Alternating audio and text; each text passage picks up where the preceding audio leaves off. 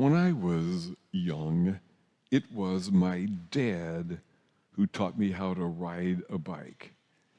Now, after Dad helped me get onto the bike, which from my memory seemed to be about this tall,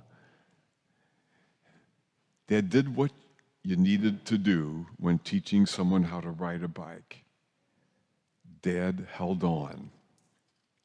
I know Dad held on. I still remember when I would start to kind of like tip a little bit one way or the other, somehow it would all of a sudden get right back up, not by me. Dad helped make sure I was safe. Dad did the first thing you got to do when you're teaching someone to ride a bike. Dad held on. Then Dad did the second thing you got to do. Dad let go. I still love that he used to kind of run next to me. Eventually he got comfortable enough to let me get kind of up the road bit by myself. And eventually to the point that he trusted me to head all the way up the hill around the bend on Brightwood Drive and out of his sight. He let go. Holding on, letting go. It's what healthy families do. It's what each of us is called to do in our own relationships. And on this Father's Day, we remember that holding on and letting go is one of the essential efforts that a dad needs to balance. I mean, isn't it true that for dads, for the love of a dad for his kids, his stepkids, adopted or foster kids, biological kids, there is a strength and there is a tenderness. There is a holding on and there is a letting go. We certainly see that with Jesus through his life. You know, there were those times with his disciples that he'd be right there with them, right? Eating with them, coaching with them, making sure they knew that he saw them and that he cared. Jesus held on. There were those other times when Jesus let them go, whether it was the, okay, you guys, you got this, now go on, or the inner letting go when they failed or betrayed him, even denied him. That was the inner letting go. It is, of course, how he also loves us.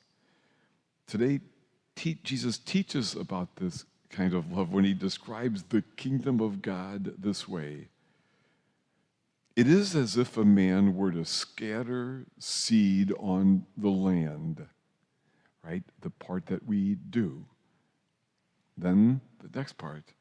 And would sleep and rise night and day, and through it all the seed would sprout and grow. He knows not how. The part he lets go of, he can't do. We plant, we sleep. We do our part, we let go. And on this Father's Day, we remember that to be a truly good dad, there's always some holding on and some letting go. It's what dads do at their best.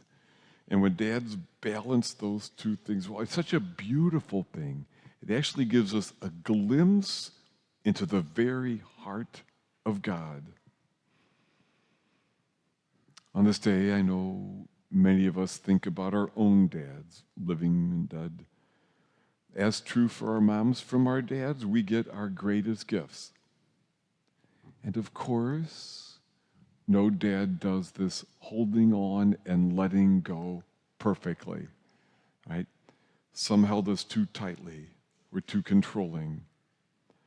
Some let go too early and we're too gone from our lives.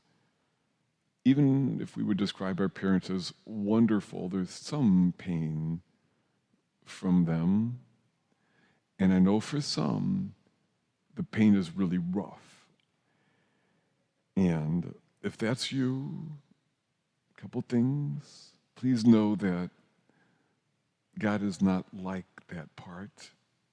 And we don't have to pass that on generation to generation. With coaching and work and grace and right thinking, we can let go of some of that to be more free and alive ourselves. Finally, to all of our dads, blessings on you in this work. In just a moment, we're going to offer a blessing for you. In part, we will pray that you hold on long enough and well enough that your children find out who they are through you, that they know that they have a dad who sees them as they are, who loves them as they are, who holds on. And dads will pray too that you can do the important and difficult work of letting go when that's the right thing to do, right? Of letting your kids be different than you, of letting them make mistakes, of all the letting goes that are at the heart of love. Because from the merely annoying to the greatest of heartache, for all parents, the letting goes come. And holding on and letting go like Jesus did is such hard work. And it's not always clear when to do which. So dads, we want you to know that what you do matters, how you do it matters, and that you matter on the way. When my dad taught me how to ride a bike, little did I realize that he was really teaching me what life was all about.